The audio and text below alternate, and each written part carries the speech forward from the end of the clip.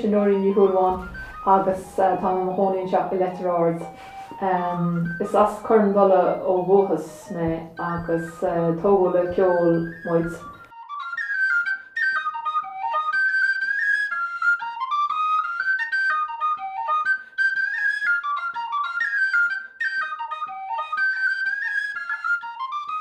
Bhí moltar ag an iireachtas agus bhí ag moltar ag na phleanaí ceol freisin agus thaíonn sé sin gcomharla.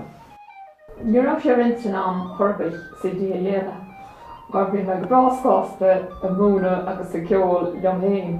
Ach bhí daoine rá leom ceafán nach nearan tú CD agus chuir tú ceol sin amach ar CD, mar tá tunes difriúil agus tunes deasad.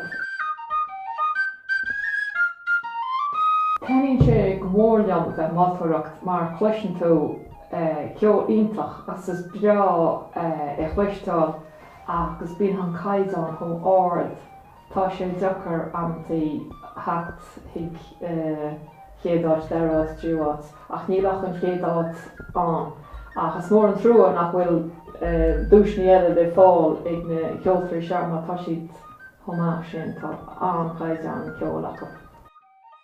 Gasúir bhí me gámúna agus iad ag fása suas is deithí ag chálanis ag na seisiúnaí ceol agus ag an iireachtas agus áitní mar sin ag ceol agus damsa agus na hóránach is ionintach é sinna agáil. Bhí me tús ag an iireachtas na blianta sin ó hain leis an chláán chuma túsa mar smailr le chéile an seisiire.